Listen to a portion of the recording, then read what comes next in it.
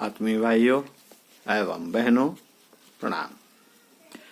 आशा है आप अच्छे ही होंगे, स्वस्थ होंगे, मस्त होंगे, व्यस्त होंगे। एकांत में अच्छे बुरे विचारों का चिंतन कर रहे होंगे। चिंतन मनन की प्रक्रिया में उस चिंतन को कर रहे होंगे कि जो भूत बीते हुए कल में जो गलत किया है उसका चिंतन करके अपनी गलतियों को ढूंढ रहे होंगे, क्योंकि आप तभी उन गलतियों को अपने से दूर कर सकते हैं। गलतियां पकड़ में ना आए तो फिर क्या है, फिर तो हमने जो किया वो अच्छा किया। लेकिन गलतियां अगर पकड़ में आ जाए तभी तो हम लड़ सकते हैं अपनी उन बुराइयों से। तो इसके लिए जरूरी है कि सद्विचारों की सृजनात्मक शक्ति का ज्ञान प्राप्त किया जाए। इसी पुस्तक से पंडित श्री राम शर्मा आचार्य जी के लेखों को आपको पढ़कर सुनाते हैं। सद्विचारों का निर्माण सत अध्ययन सत्संग। सद्विचारों का निर्माण भी करना पड़ता है, तो कैसे करेंगे, आइए इसको पढ़ते हैं और सुनते हैं। मित्रों, सद्विचार तभी तक सद्विचार हैं जब तक उसका आधार सदाशयता है, अन्यथा वह असद्विचारों के साथ ही गिना जाएगा। चूंकि मनुष्य के विचार में हर प्रकार और हर कोट के असद विचार विष की तरह ही त्याज्य हैं, उन्हें त्याग देने में ही कुशल क्षेम कल्याण तथा मंगल है। वे सारे विचार जिनके पीछे दूसरों और अपनी आत्मा का हित सन्निहित हो सद्विचार ही होते हैं। सेवा एक सद्विचार है। जीव मात्र की निस्वार्थ सेवा करने से किसी का कोई प्रत्यक्ष लाभ तो होता दिखता नहीं, दिखता है उस व्रत की पूर्ति में किया जाने वाला त्याग और बलिदान। जब मनुष्य अपने स्वार्थ का त्याग कर सेवा करता है तभी उसका कुछ हित साधन कर सकता है। स्वार्थी और सांसारिक लोग सोच सकते हैं कि अमुक व्यक्ति में कितनी कम समझ है जो अपनी हित हानि करके कारण ही दूसरों का हित साधन करता रहता है। निश्चय ही मोटी आंखों और छोटी बुद्धि से देखने पर किसी का सेवा व्रत उसकी मूर्खता ही लगेगी, किंतु उस व्रती से पता लगाया जाए तो विदित होगा कि दूसरों की सेवा करने में वह जितना त्याग करता है वह उस सुख शांति की तुलना में एक तृण से भी अधिक नगण्य है जो उसकी आत्मा अनुभव करती है। एक छोटे से त्याग का सुख आत्मा के एक बंधन को तोड़ देता है। देखने में हानिकर लगने पर भी वह हर विचार सद्विचार ही है जिसके पीछे परहित अथवा आत्महित का भाव अंतर्निहित हो। मनुष्य का अंतिम लक्ष्य लोक नहीं परलोक ही है। इसकी प्राप्ति एकमात्र सद्विचारों की साधना द्वारा ही हो सकती है। अस्तु, आत्मकल्याण और आत्म शांति के चरम लक्ष्य की सिद्धि के लिए सद्विचारों की साधना करते ही रहना चाहिए। असद विचारों के जाल में फंस जाना कोई आश्चर्यजनक बात नहीं। अज्ञान, अबोध अथवा असावधानी से ऐसा हो सकता है। यदि यह पता चले कि हम किसी प्रकार असद विचारों के पास में जाल में फंस गए हैं तो इसमें चिंतित अथवा घबराने की कोई बात नहीं। यह बात सही है कि असद विचारों में फंस जाना बड़ी घातक घटना है, किंतु ऐसी बात नहीं है कि इसका कोई उपचार अथवा उपाय न हो सके।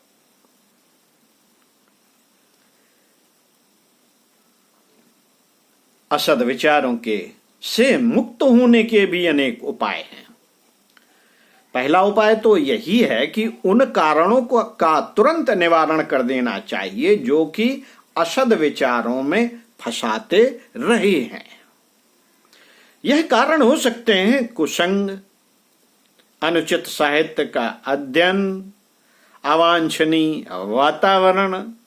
आजकल तो स्मार्टफोन है जिसमें भांति भांति के असद विचार और सदविचार भरे पड़े हैं। दुर्घटना अवश्य है अगर आपका बटन असद विचारों की तरफ दब गया है और आपको वह कुमार पर ढकेल रहा है, आपको वह ललचा रहा है, तो उससे बचने के भी उपाय हैं। खराब मित्रों और संगी साथियों के संपर्क में रहने से मनुष्य के विचार दूषित हो जाते हैं।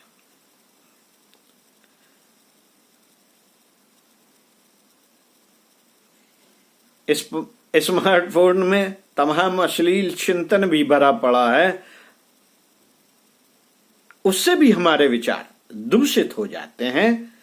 इसलिए ऐसे अवांछनीय सत्संग का, ऐसे अवांछनीय लोगों के संग का तुरंत त्याग कर देना चाहिए। ऐसे स्मार्टफोन में छाए हुए ऐसे कुविचारों को डिलीट कर देना चाहिए। इस त्याग में संपर्क जन्य संस्कार अथवा मोह का भाव आड़े आ सकता है। आपको जो अच्छा लगता है तो वो मोह हो गया, बुरी संगत मोह हो जाती है। इंद्रियों को जो आकर्षित करते हैं वह भी मोह हो जाता है। तो कुसंग त्याग में दुख अथवा कठिनाई अनुभव हो सकती है। गलत विचारों से दूर होने में आपको उनका त्याग करने में दुख हो सकता है, कठिनाई अनुभव हो सकती है, लेकिन नहीं, आत्म कल्याण की रक्षा के लिए उस भ्रामक कष्ट को सहना ही होगा और मोह का वह आशिव बंधन तोड़कर फेंक देना ही होगा। कुसंग त्याग के इस कर्तव्य में किन्हीं साधु पुरुषों के सुसंग की सहायता ली जा सकती है। बुरे और अविचारी मित्रों के स्थान पर अच्छे भले और सदविचारी मित्र, सखा और सहचर खोजे और अपने साथ लिए जा सकते हैं। अन्यथा अपनी आत्मा सबसे बड़ी, सच्ची और अच्छी मित्र है। एकमात्र उसी के संपर्क में चले जाना चाहिए। असद विचारों के जन्म और विस्तार का एक बड़ा कारण असद साहित्य का पठन पाठन भी है। अश्लील साइडें भी हैं। जासूसी, अपराध और अश्लील श्रृंगार में भरे सस्ते साहित्य, अश्लील साइट को पढ़ने से, देखने से, सुनने से भी विचार दूषित हो जाते हैं। गंदी पुस्तकें पढ़ने से जो छाया मस्तिष्क पर पड़ती है वह ऐसी रेखाएं बना देती है जिनके द्वारा असद विचारों का आवागमन होने लगता है। विचारों को भी उत्तेजित करते हैं। एक विचार अपने समान ही दूसरे विचारों को उत्तेजित करता है और बढ़ाता है। मित्रों, इसलिए गंदा साहित्य, गंदी साइडें, गंदा चिंतन करने वालों का अश्लील चिंतन करना एक व्यसन हो जाता है, एक नशा हो जाता है। बहुत से ऐसे विचार जो मनुष्य के जाने हुए नहीं होते, यदि उनका परिचय न कराया जाए तो न तो उनकी याद आए और न उनके समान दूसरे विचारों का ही जन्म हो। गंदे साहित्य में दूसरों द्वारा लिखे अवांछनीय विचारों से अनायास ही परिचित हो जाता है और मस्तिष्क में गंदे विचारों की वृद्धि हो जाती है। अस्तु, गंदे विचारों से बचने के लिए अश्लील और असद साहित्य का पठन पाठन वर्जित रखना चाहिए। साथियों, असद विचारों से बचने के लिए अवांछनीय साहित्य का पढ़ना बंद कर देना अधूरा उपचार है। अश्लील साहित्य देखना बंद कर देना अधूरा उपचार है। उपचार पूरा तब होता है जब उनके स्थान पर सदसाहित्य का अध्ययन और अच्छे विचारों का को देखना और सुनने का कार्य प्रारंभ कर दिया जाए। मानव मस्तिष्क कभी खाली नहीं रह सकता, उसमें किसी न किसी प्रकार के विचार आते जाते ही रहते हैं। बार बार निषेध करते रहने से किन्हीं गंदे विचारों का तारतम्य तो टूट सकता है, किंतु उनसे सर्वथा मुक्त नहीं मिल सकती। संघर्ष की स्थिति में वे कभी चले भी जाएंगे और कभी आ भी जाएंगे। अवांछनीय विचारों से पूरी तरह बचने का सबसे सरल उपाय यह है कि मस्तिष्क में सद्विचारों को स्थान दिया जाए। असत विचारों का प्रवेश पाने का तो असद विचारों को प्रवेश पाने का अवसर ही न मिलेगा।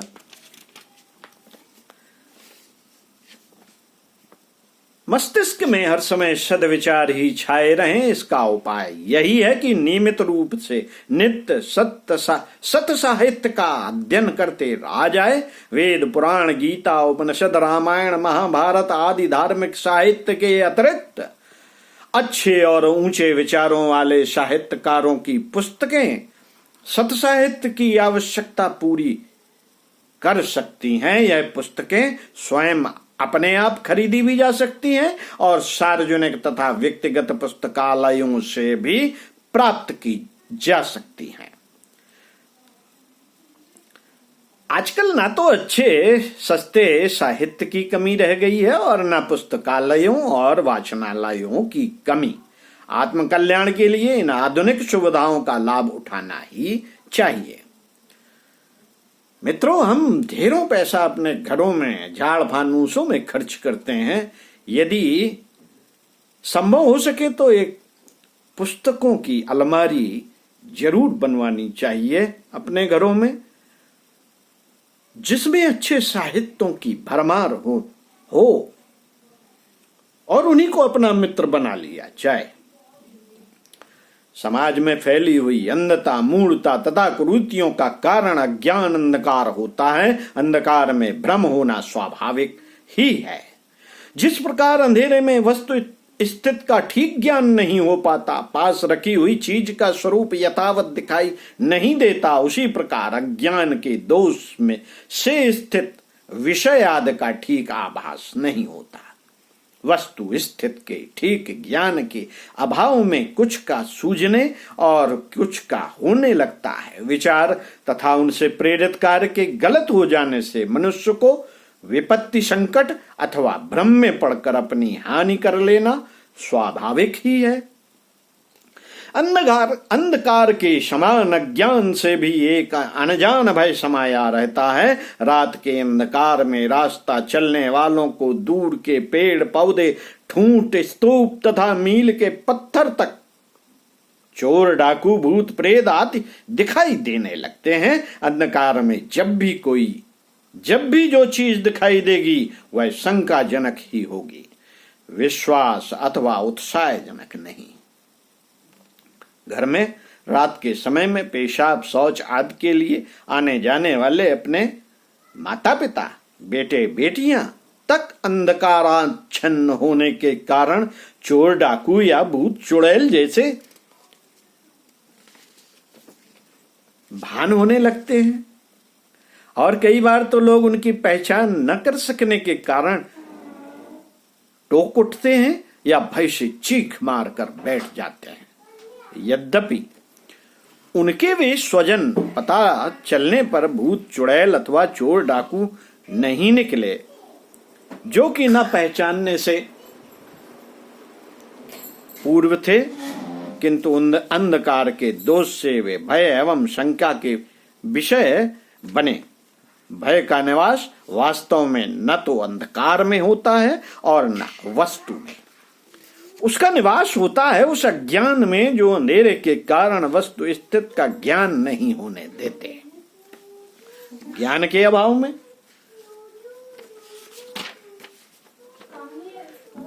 अभाव में जनसाधारण भ्रांतिपूर्ण एवं निराधार बातों को उसी प्रकार समझ लेता है जिस प्रकार हिरण मरु मारीचिका में जल का विश्वास कर लेता है और निरर्थक ही उसके पीछे दौड़ दौड़ कर जान तक गंवा बैठता है। मित्रों, अज्ञान का परिणाम बड़ा ही अनर्थकारी होता है। अज्ञान के कारण ही समाज में अनेकों अंधविश्वास फैल जाते हैं। स्वार्थी लोग किसी अंध परंपरा को चलाकर जनता में वह भय उत्पन्न कर देते हैं कि यदि वे उस उक्त परंपरा अथवा प्रथा को नहीं मानेंगे तो उन्हें पाप लगेगा, जिसके फलस्वरूप उन्हें लोक में अनर्थ और परलोक की दुर्गति का भागी बनना पड़ेगा। अज्ञानी लोग भय से प्रीत होने के सिद्धांतानुसार उक्त प्रथा परंपरा में विश्वास एवं आस्था करने लगते हैं और तब उसकी हानि को देखते हुए भी अज्ञान एवं आशंका के कारण से छोड़ने को भी तैयार नहीं होते। मनुष्य आंखों देखी हानि अथवा संकट से उतना नहीं डरता जितना कि अनागत आशंका से। अज्ञान जन्य भ्रम जंजाल में फंसे मनुष्य का दीन दुखी रहना स्वाभाविक ही है।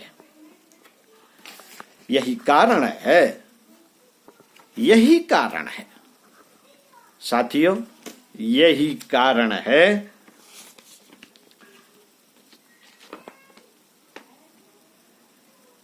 कि ऋषियों ने तमसो मा ज्योतिर्गमय का संदेश देते हुए मनुष्यों को अज्ञान की यातना से निकलने के लिए, ज्ञान प्राप्ति का पुरुषार्थ करने के लिए कहा है। भारत का अध्यात्म दर्शन ज्ञान प्राप्ति के उपायों का प्रतिपादक है। अज्ञानी व्यक्ति को शास्त्राकारों ने अंधे की उपमा दी है। जिस प्रकार बाह्य नेत्रों के नष्ट हो जाने से मनुष्य भौतिक जगत का स्वरूप जानने में असमर्थ रहता है, उसी प्रकार ज्ञान के अभाव में बौद्धिक अथवा विचार जगत की निभ्रांत जानकारी नहीं हो पाती। बाह्य जगत के समान मनुष्य का एक आत्मिक जगत भी है, जो कि ज्ञान के अभाव में वैसे ही तमसाच्छन्न रहता है जैसे आंखों के अभाव में यह संसार। सद्ज्ञान में ही वह सृजनात्मक शक्ति सन्निहित है जो मनुष्य को प्रगति पथ पर चढ़ने की प्रेरणा देती है एवं सहायता करती है। इसलिए प्रगति के आकांक्षी व्यक्ति को सत साहित्य के माध्यम एवं सत्संग के द्वारा सद्ज्ञान को सद्विचारों से समृद्ध करते रहना चाहिए, ताकि वह उनकी सृजनात्मक शक्ति के सहारे उत्कर्ष की ऊंची मंजिलें पार करता चले। ओम शांति। पंडित श्री राम शर्मा आचार्य। ओम शांति।